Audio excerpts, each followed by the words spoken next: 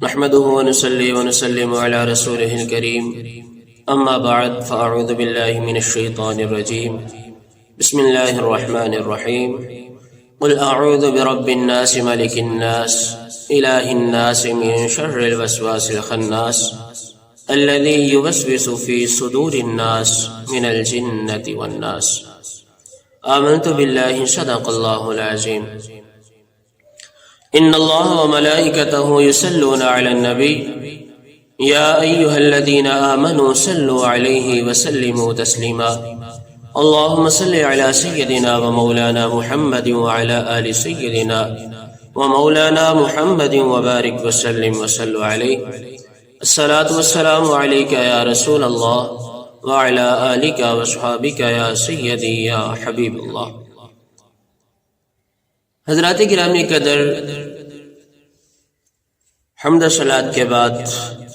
السلام علیکم ورحمۃ اللہ وبرکاتہ۔ ہمارے چینل پر آنے والے تمام احباب کو خوش آمدید۔ اللہ رب العالمین قرآن پاک کی سب سے آخری سورت سورہ ناس کے اندر ارشاد فرماتا ہے کہ اے محبوب فرما دیجئے اعوذ برب الناس کہ میں پناہ مانگتا ہوں لوگوں کے رب کی، ملک الناس لوگوں کے بادشاہ کی، الہ الناس لوگوں کے معبود کی، من شر الوسواس الخناس برے وسوسوں سے، خناس جو کہ شیطان کی طرف سے ہیں، الذی یوسوس فی صدور الناس اور جو وسوسے ڈالتے ہیں لوگوں کے دلوں میں، من الجنۃ والناس لوگوں میں سے اور جنوں میں سے۔ یعنی اس صورت کا یہ مفہوم مختصراً آپ احباب کے گوشے گزار کرتا چلوں کہ یہاں پر اللہ رب العالمین اپنے بندوں کو اپنے محبوب کے ذریعے شیطان سے بچنے کا طریقہ ذکر فرما رہا ہے، اور سب سے بڑی طاقت اللہ تعالیٰ کی ذات ہے۔ خالق کائنات یہاں پر یہ بتلانا چاہ رہا ہے کہ میرے بندو، شیطان کے مذموم ارادے، اس کے ناپاک سازشوں سے رب تم کو بچانے والا ہے، تو لہٰذا اللہ کی پناہ میں آ جاؤ۔ اب اس کی وضاحت میں آپ احباب کے سامنے کرتا چلوں کہ اس صورت میں خلاق عالم نے اپنے حبیب علیہ السلام کو یہ فرماتے ہوئے حکم دیا کہ محبوب فرما دیجئے اس انداز میں لوگوں کو بتائیں کہ میں پناہ مانگتا ہوں لوگوں کے رب کی، لوگوں کے مالک و بادشاہ کی، جو تمام کائنات کا پالنے والا ہے، جو تمام کائنات کا مالک ہے۔ میں پناہ مانگتا ہوں لوگوں کے معبود کی، اس ذات کی جس کو سجدہ کیا جاتا ہے، جس کے سامنے پیشانی کو جھکایا جاتا ہے، جس کی عبادت کی جاتی ہے۔ کس سے پناہ مانگتا ہوں؟ یعنی پیچھے ذکر کیا اس کا کہ جس کی پناہ مانگتے ہیں۔ مانگتے کس بات سے ہیں؟ من شر الوسواس الخناس وسوسے ڈالنے والے کے شر سے پناہ مانگتا۔ اس آیت مبارکہ میں شیطان کو وسواس اور خناس کہہ کر پکارا گیا، کیونکہ اس کا کام ہی یہ ہے کہ یہ لوگوں کے دلوں میں وسوسے ڈالتا ہے، ان سے برے کام کروا کر پیچھے ہٹ جاتا ہے، جیسا کہ قرآن کریم کے اندر اللہ رب العالمین خود ارشاد فرماتا ہے کمثل الشیطان اذ قال للانسان اکفر فلما کفر قال انی بریء منک، کہ جیسے کہ شیطان جب انسان سے کہتا ہے کہ کفر کر، پس جب وہ انسان کفر کر لیتا ہے تو کہتا ہے کہ میں تجھ سے بیزار ہوں۔ اس وجہ سے اس کو وسواس اور خناس کہا گیا۔ مثلا ایک آدمی جیسا کام کرتا ہے اسی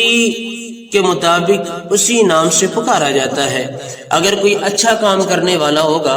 اس کو اچھے نام کے ساتھ پکارا جائے گا، اگر کوئی برے کام کرنے والا ہوگا اسے برے نام سے پکارا جائے گا۔ تو ایسے ہی شیطان چونکہ برے کام کرنے والا ہے، برے اعمال کرنے والا ہے، لوگوں کو بہکانے والا ہے، لوگوں کو پھسلانے والا ہے، لوگوں کو خراب کرنے والا ہے، تو اسی وجہ سے اس کا نام جو ہے اللہ رب العالمین نے خناس رکھا، شیطان رکھا،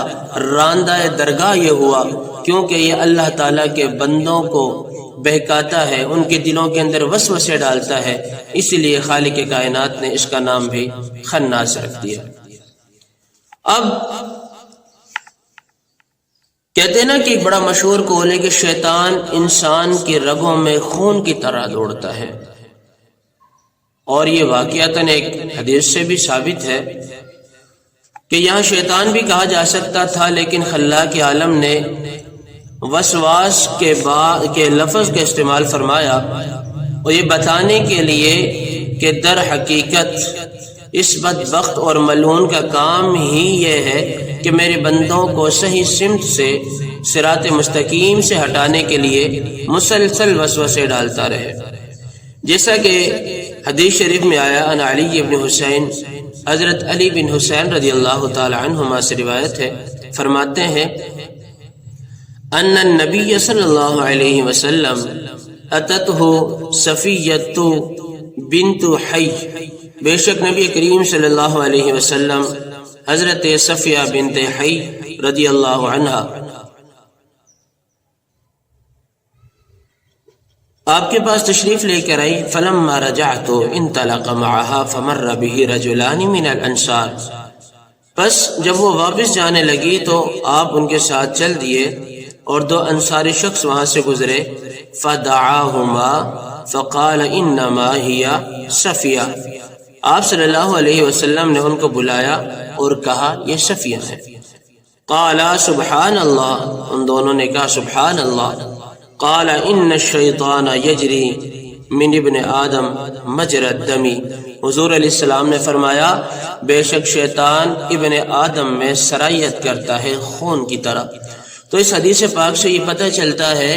کہ جس طرح ہماری رگوں کے اندر خون دوڑتا ہے، اسی طرح شیطان بھی انسان کی رگوں میں خون کی طرح دوڑ رہتا ہے۔ اب یہ بہت بڑی ایک بیماری ہے،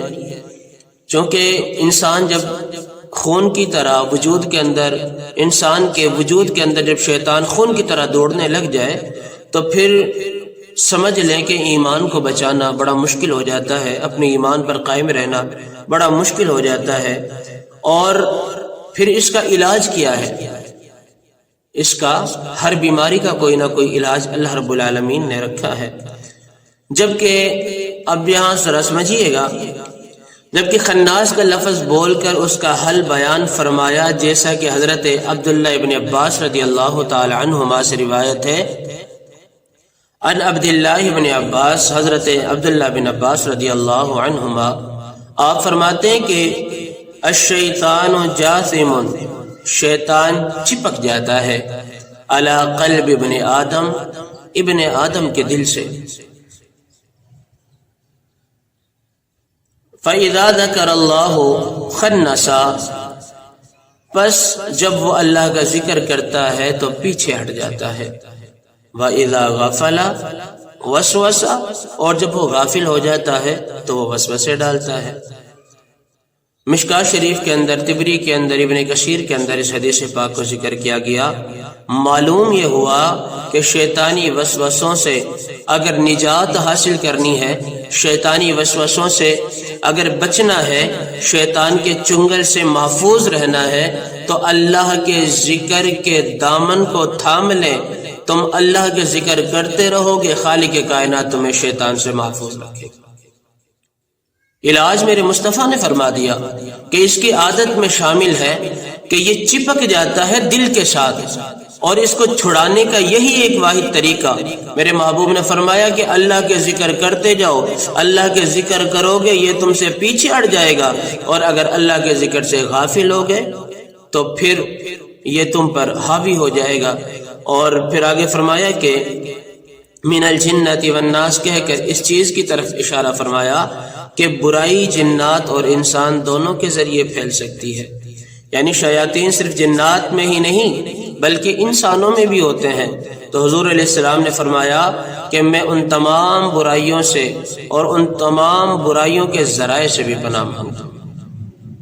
وہ میرے محبوب جو کہ معصوم عن الخطا ہیں، جن سے غلطی نہیں ہو سکتی، جن سے کوئی برائی نہیں ہو سکتی، ممکن ہی نہیں ہے، وہ محبوب بھی اللہ کی پناہ مانگتے ہیں برائیوں سے، اور ہم تو ایک عام سے انسان ہو کر دلیری کے ساتھ برائیاں کر رہے ہوتے ہیں، گناہ کر رہے ہوتے ہیں، قتل و غارت کر رہے ہوتے ہیں، ایک دوسرے کا حق سلب کر رہے ہوتے ہیں، بدعمالیاں کر رہے ہوتے ہیں۔ تو ہمیں ان باتوں سے بچنا چاہیے، اور ہمیں چاہیے کہ اللہ رب العالمین کے پیارے محبوب علیہ الصلوۃ والسلام کے بتائے ہوئے طریقوں پر، خالق کائنات کے فرمودات پر، رب کے کلام پر عمل کرتے ہوئے ہمیں اپنی زندگی بسر کرنا چاہیے۔ امید ہے کہ ہمارا آج کا یہ جو چھوٹا سا درس ہے، آپ کی سماعتوں کی جو نظر ہوا، آپ کو سمجھ بھی آیا ہوگا۔ اللہ کریم ہمیں سب کو عمل کرنے کی توفیق عطا فرمائے، مجھے اور آپ تمام احباب سننے والوں کو جزائے خیر عطا فرمائے۔ مع السلام، انشاءاللہ العزیز ملتے ہیں اگلے ٹاپک کے اندر۔ اس کا جو دوسرا پارٹ ہوگا انشاءاللہ وہ بھی جلد ہی آپ احباب کے ساتھ شیئر کیا جائے گا۔ تو تمام دوستوں سے گزارش ہے ہمارے اس چینل کو لائک بھی کر لیں اور سبسکرائب بھی کر لیں، تاکہ ہر وہ بات